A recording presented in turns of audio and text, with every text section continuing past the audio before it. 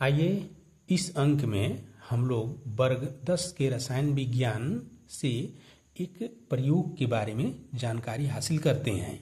प्रयोग इस प्रकार है कि दिए गए जस्ता धातु पर एवं हाइड्रोक्लोरिक अम्ल पर क्षार सोडियम हाइड्रोक्साइड की क्रिया के निरीक्षणों को सारणीबद्ध करना है।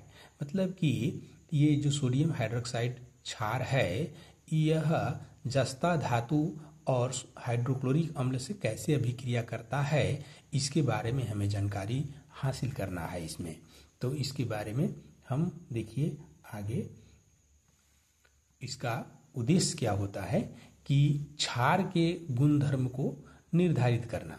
मतलब हम इन दोनों पदार्थों से क्षार के गुण के बारे में जानकारी प्राप्त करते हैं कि ये दोनों धातुओं, और एक धातु है एक अम्ल है, इससे वह किस प्रकार का कैसे अभिक्रिया करता है। तो इसके लिए आगे हम उपकरण और सामग्री को प्राप्त करेंगे। तो इसमें हमें क्या क्या चाहिए? उपकरण और सामग्री में जस्ता धातु चाहिए, हाइड्रोक्लोरिक अम्ल चाहिए, सोडियम हाइड्रोक्साइड चाहिए और परखलियाँ चाहिए जिसमें कि हम इन्हें प्रयोग कर सकें। तो ये जस्ता धातु, हाइड्रोक्लोरिक अम्ल, सोडियम हाइड्रोक्साइड आवश्यक सामग्रियां हैं और परखली इसके लिए आवश्यक होता है। सिद्धांत के रूप में आप आगे लिखेंगे कि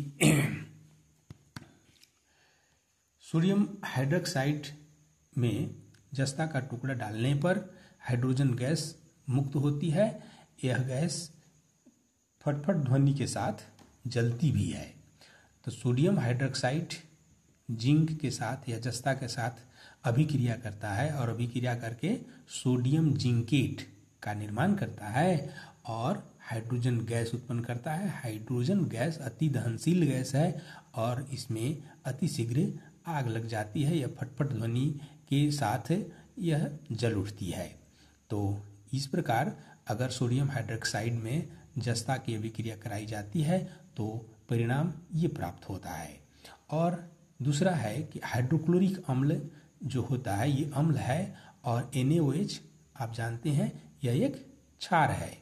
तो ये अम्ल और क्षार जब आपस में मिलेंगे तो उदासीनीकरण अभिक्रिया होता है, ये आप जानते हैं। तो यही है कि हाइड्रोक्लोरिक अम्ल NaOH को उदासीन कर देता है तथा लवण और जल का निर्माण होता है।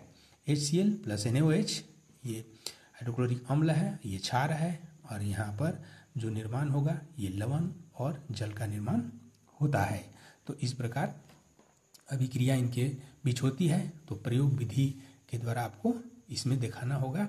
ऐसे इसमें 2 परखनली चाहिए, परखनली इसमें भी चाहिए और उसका चित्र आप बनाएंगे तो अच्छा रहेगा। देखिए यहाँ पर ये परखनली को बनाया गया है, लेकिन इसको आप पहले ही बना सकते हैं। प्रयोग विधि स्टार्ट किए उसी समय ही बना सकते हैं। तो प्रयोग विधि में क्या है कि प्रयोग किसके साथ? पहले जस्ता के साथ है, फिर हाइड्रोक्लोरिक अम्ल के साथ है। तो जस्ता के साथ पहले जो प्रयोग किया गया सोडियम हाइड्रोक्साइड के साथ, तो उसमें क्या है कि एक साफ परखनली में लगभग 5 मिलीलीटर सोडियम हाइड्रोक्साइड हम लेते हैं तथा इसमें जस्ता के 2 या 3 टुकड़ा डालकर इसे हिलाया जाता है। तो क्या होता है? परीक्षण देखने को क्या मिलता है कि छोटे छोटे बुलबुले उत्पन्न होते हैं, निकलते हैं। तो इसका मतलब क्या हुआ? मतलब कि जस्ता सोडियम हाइड्रोक्साइड के साथ अभिक्रिया करके हाइड्रोजन गैस मुक्त करता है। यही जो हाइड्रोजन गैस मुक्त हो रहा है यही बुलबुला के रूप में बाहर निकलता है और यही फटफट ध्वनि के साथ फिर जल उठता है। तो यहाँ अभिक्रिया दिखाया है कि Zn plus NaOH Na2 ZnO2 ये सोडियम जिंकेट है और प्लस हाइड्रोजन गैस उत्पन्न होती है। तो पहला कंडीशन में ये होता है, सोडियम जस्ता के साथ अभिक्रिया कराया जाता है। तो दूसरी स्थिति में जब हाइड्रोक्लोरिक अम्ल के साथ अभिक्रिया कराई जाती है तब क्या होता है? इसमें कि एक स्वच्छ परखनली में सोडियम हाइड्रोक्साइड का 2 मिलीलीटर तनु विलयन लेकर इसमें 2 बूंद फिनाल्फथेलीन, यह सूचक है। आपको याद होगा कि प्राकृतिक सूचक और कृत्रिम सूचक आप पढ़े होंगे। तो उसमें फिनाल्फथेलीन ये कृत्रिम सूचक है, तो ये फिनाइलफ्थेलीन के 2 बूंद उसमें डाला जाता है।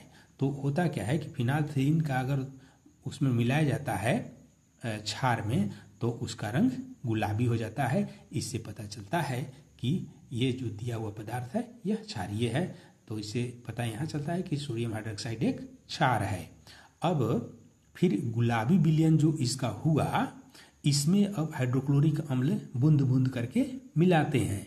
ऐसा करने से क्या होता है कि गुलाबी रंग लुप्त हो जाता है, गायब हो जाता है। मतलब क्या हुआ? मतलब हुआ कि सोडियम हाइड्रोक्साइड हाइड्रोक्लोरिक अम्ल द्वारा उदासीन कर दिया जाता है।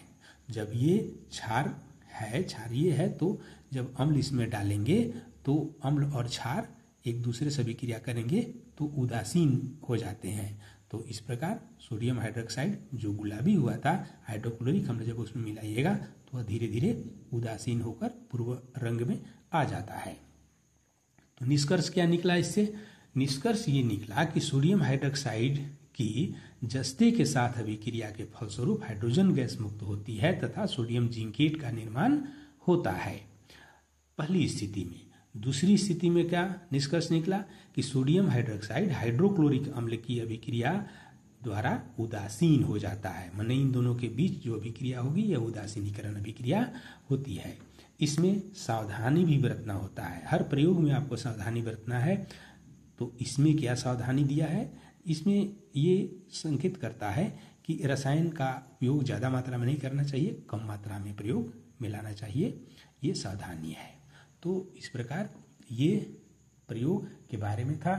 अगर आप समझे हों तो इस वीडियो को लाइक कीजिए, सब्सक्राइब कीजिए। Thank you.